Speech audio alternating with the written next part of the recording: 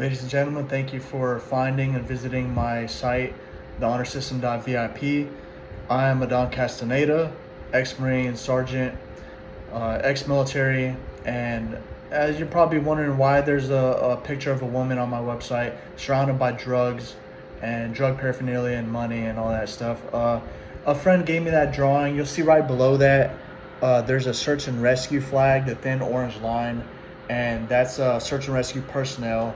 And the honor system is based on kind of like pay it forward, everyone doing the right thing, paying it forward. It's gone viral many times. And the honor system.vip, you're the VIP, you're the very important person. Anyone in America, every American citizen can make a change in someone's life, just doing the right thing, following the honor system protocol.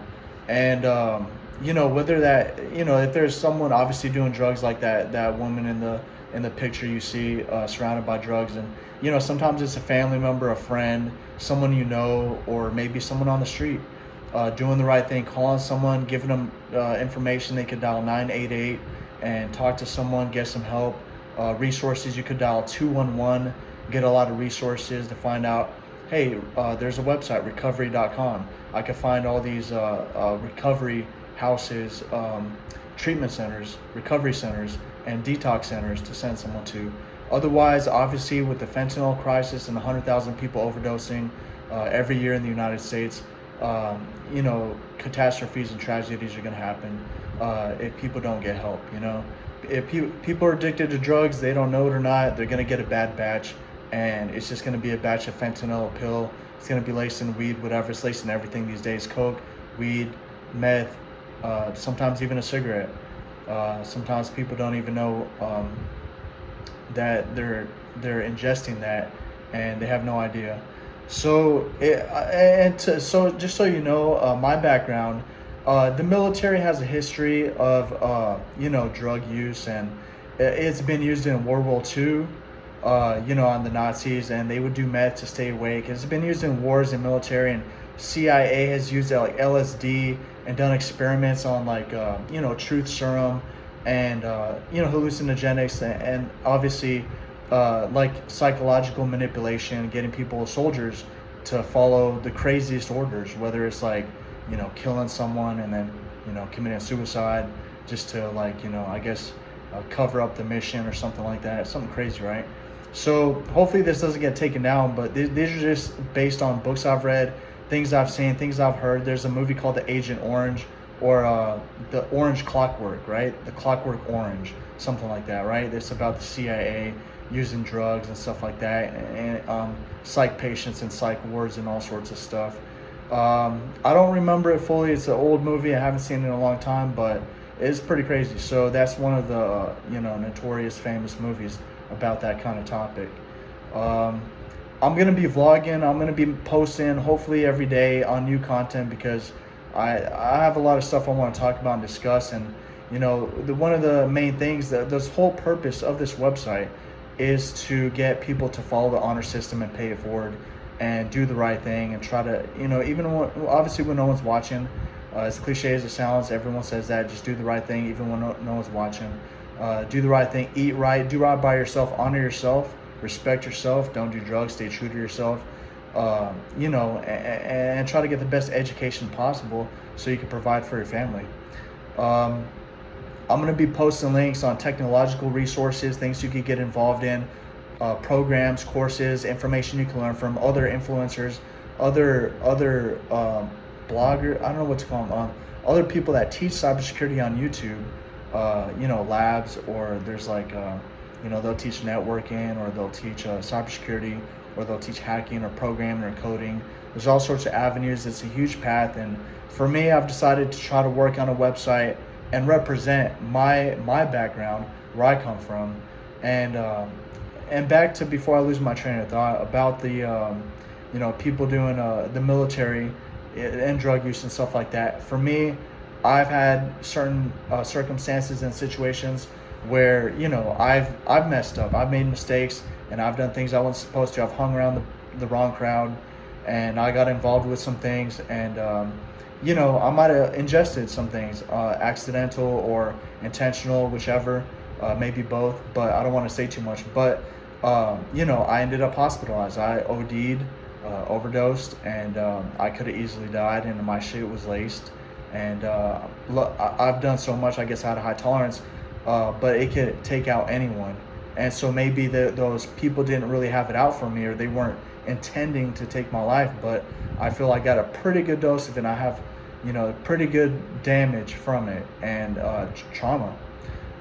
So I'm speaking out to other people and other families and mothers who've lost children, or like mothers that have kids that are addicted that don't want to lose their children, and just know that I've been similar experiences. I know people, I see it all the time, and I know that a lot of people have, lost their lives. And so, I know that it's important to speak out on. I know it's important to get people. Well, how do you get people to, if they don't want to quit, how do you get them to quit doing drugs and do the right thing, and go to college and get a good job, and so to provide for their families, or learn a trade or something like that, whatever it is, welding, CDL license, driving trucks, or working at Home Depot, whatever it could be, working their way up to manager, whatever it is. But how do you get them to quit? It's simple. For me, my mindset is like, the honor system. That's what we learned in the military. It's about doing the right thing, the buddy system, paying it forward, and having someone to keep you accountable, your family member, a really good friend. That's the buddy system. And then, paying it forward, if you can, that not really all the time, like paying for other people's groceries or something like that. But if you are successful, you could help someone out every now and then, a homeless person or something like that. And I've done that before, giving some homeless people, some homeless women, some money, homeless guys, some money, some food or something like that.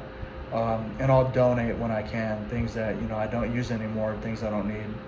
But, with the whole me overdosing, and I know that it's important because I could not be here to speak at all. And I think I do have a lot of good things, positive messages to send in the future, about different things I've learned along the way. I've been in the psych ward and jail for 10 years. I've been incarcerated. I've been locked up for something I did about 13 years ago, over a decade ago, and I got not guilty by reason of insanity. By a judge deemed me insane at the time of the offense. So I ended up doing about 7 years in the psych ward, 3 or 4 years in jail, and administrative segregation, also a little bit of general population where shit just popped off, some shit happened, things got stolen, we got in fights, and they just didn't want it escalating, so they just threw me back in seg and drugged me up. More drugs, more medicine, they call it. But, I have a lot of personal, opinions and views about, being over-medicated and seeing patients over-medicated and dying from over-medication, getting really sick, or just drooling, defecating themselves and getting worse. And I've seen doctors abuse patients, so I want to discuss all that in the future. But for now, this is a longer video than I expected. I just want to give you a quick introduction into my site. The Woman Surrounded by Drugs, a friend drew me that. I paid him for that, a pretty good amount of money, considering I didn't have much at the time. And that's because it was so well put together, and he really took his time. I tipped the artist as well. He's an artist, actually, tattoo artist, and he also draws and freelances and sells things on the side. And I gave him a tip as well because I appreciated that much. And I have the only one in the world. I decided to put it up there. I was gonna put on a shirt or something, but it's better there for the whole world to see. Just to understand, the concept behind it. There's people out there that are just surrounded by drugs, women, men as well. And right below that, you'll see the search and rescue thin orange line flag, which I mentioned already, but it's just about helping others. I have a book on that, I'll mention that later. It's on another website, but it's a search and rescue book, having the mindset to search and rescue. Instead of seek and destroy all the time and hurting people, it should be like search and rescue, going out and trying to find someone. Whether it's just like, I'll go out driving around looking for a homeless guy because he sells paintings here in San Antonio. And I'll just give him food, groceries, a little bit of hygiene, stuff like that, and get one of his paintings just to support him. It's all he can do. It's all he knows how to do. Whatever it is, mental illness or personal, decisions, but I try to help other people when I can. Everywhere I go, I'll give a generous tip when I can, because everyone's struggling, and I am too. But I feel that hopefully in the future I could figure something out with coding or developing an app or giving like some sort of educational program on, there's so much stuff out there, putting stuff together, having, discussions, and, doing maybe speaking webinars. This is what I'm doing now, speaking on my own website, creating my own page, and trying to get this information out there. Right below that, you'll see all the drawings that I accumulated while I was incarcerated in psych wards in jail from friends, sometimes a little bit, I guess you could call them just gangsters and stuff like that. But, they're really artists. They're artists. They probably tattoo artists on the side, and they just do what they have to get by. And, they're extremely talented and gifted. And you'll see Betty Boop, you'll see We the People scroll. That one was drawn by an Army soldier, the We the People scroll. So when you see on that page, I'm looking at it now, and the American flag with the Lady Liberty, and then simplifying the Eagle Globe and Anchor, Eagle Globe and Anchor. You'll see Shadow Man, that's a military thing. You'll see a woman mafia chick with a gun, and that was obviously drawn by someone in the mafia. I believe, I can't prove anything. I can't prove anything. So, just, and the honor system is also about word of mouth. If you're going to be true to your word, do what you say, follow through with your word and keep it, and keep your promises. That's part of the honor system too, keeping your promises, keeping your word. If you say something, that you're going to do it.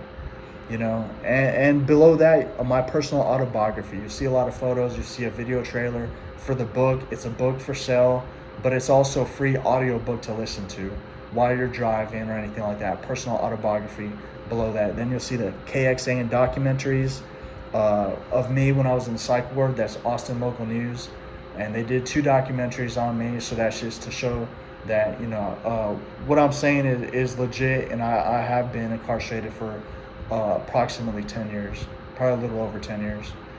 And so that's the experience I'm going to be speaking about I'm going to try to make 100 vlogs, 100 of these videos, just on information, things I've been through, knowledge that I've accumulated along the way, situations I've been in where I've almost lost my life. I've been assaulted so bad, bleeding out the side of the head, that I could have easily died. And I healed. I was hitting a delicate area on the side of the head to where I left a puddle of blood on the floor in the hospital, and I was assaulted by a staff member. So he was just trying to break up a fight, and he was just probably not trained, and he was probably maybe ex-prisoner or something like that, probably former gang, I don't know, but he didn't care about my life at all. He was just he was upset that I was damaging property. We were rioting and stuff like that. It was pretty crazy. But, he was just maybe trying to protect someone else or whatever. There's no excuse. He should have just grabbed me off, but he almost killed me. And, so over medication, I've almost died from that, being drugged up with so many different meds. And I'm going to speak about all those things that resources you could get with, if you have a family who's in the hospital.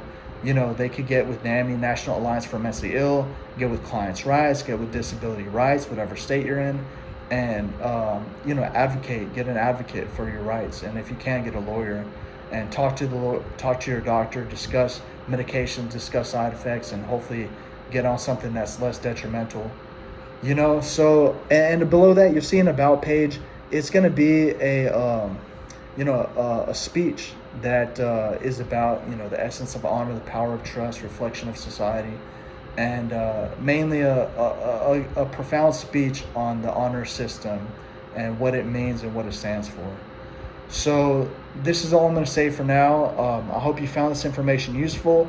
I hope you stick around for my future vlogs and future videos I'm going to make for this site. So it's informational, so you can learn maybe a technological stuff. That's my expertise. Technology, a little bit of coding, cybersecurity, engineering, and things of that nature. So a little bit of cloud technologies as well, a little bit of Microsoft Azure and stuff like that. So there's a lot of resources that I have, over 350 pages that I put together over the past 3 years of my studies as a cybersecurity student, going to 2 different cybersecurity schools. So, yeah, I should be focusing on, different things, but there are certain levels of trust that with my background, it's going to be difficult for me to break into that field. So I have to try every avenue that I can.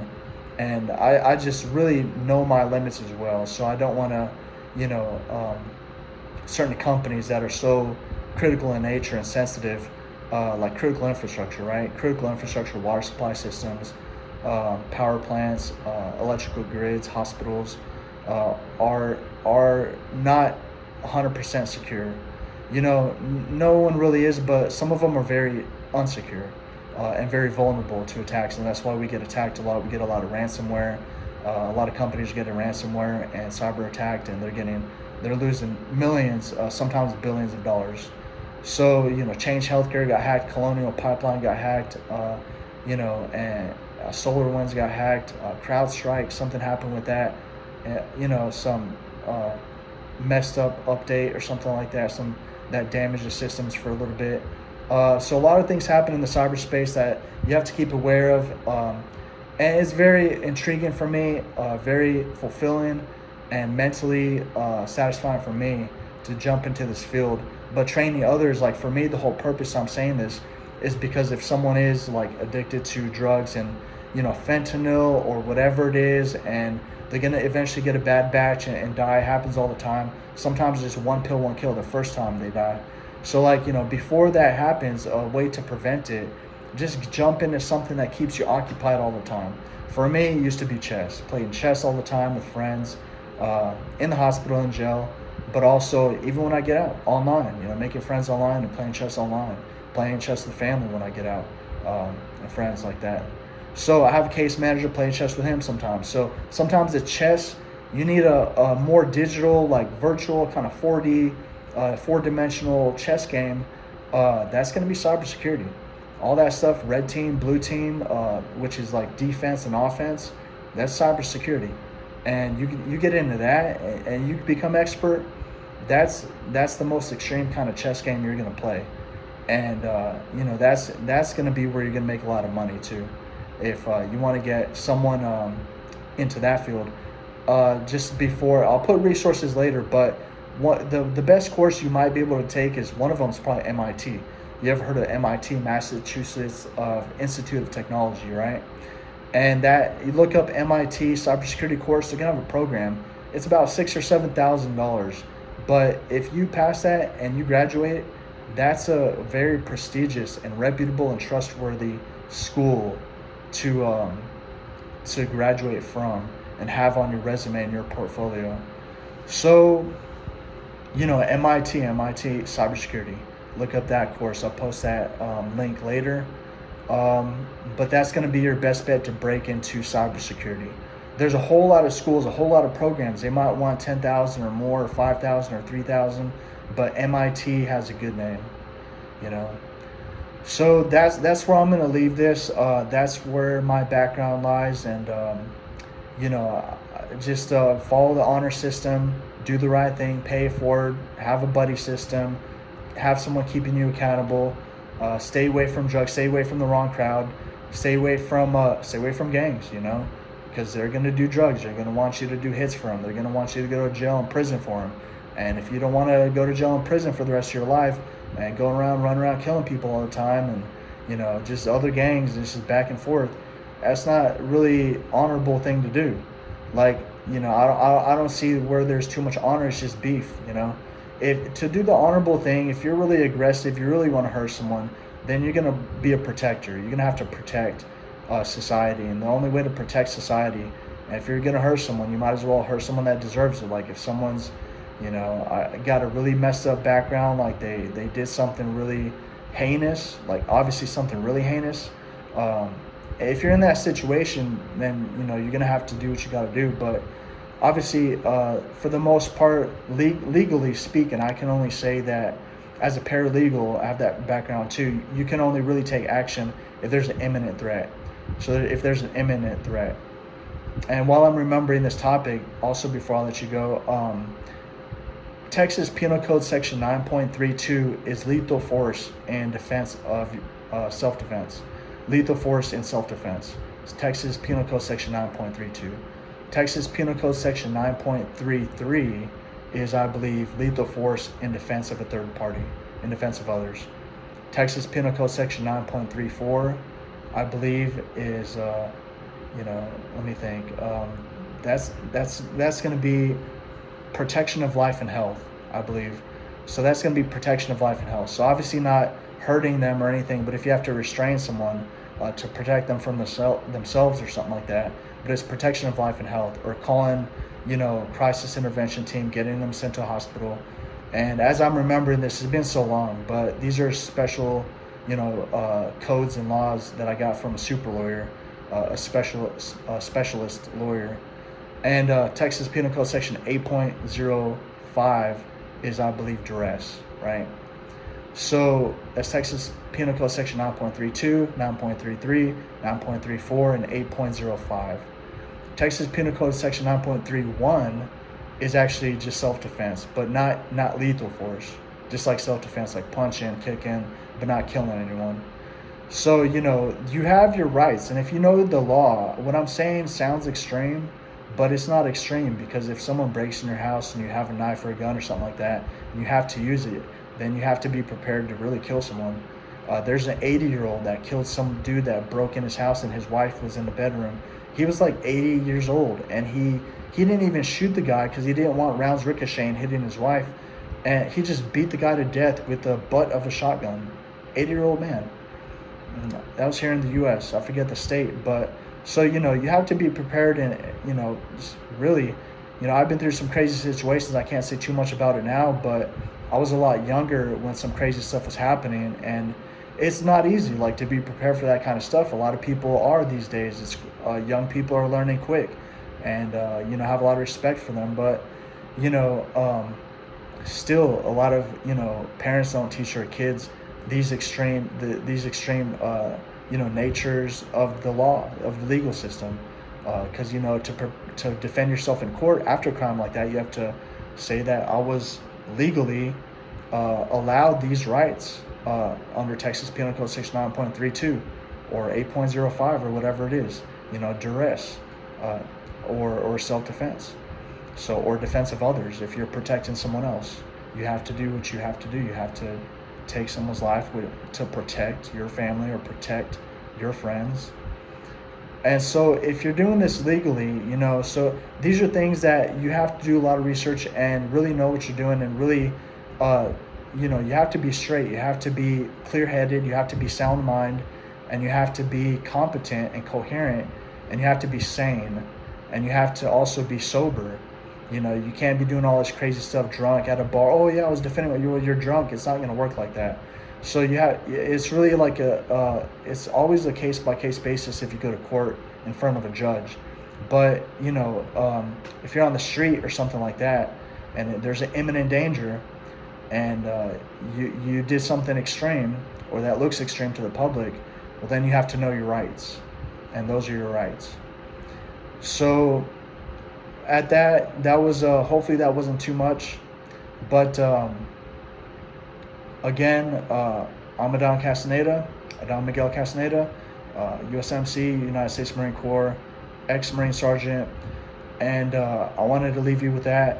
I have a lot more to talk about in the future, and I hope you enjoy the site as it develops. Thank you.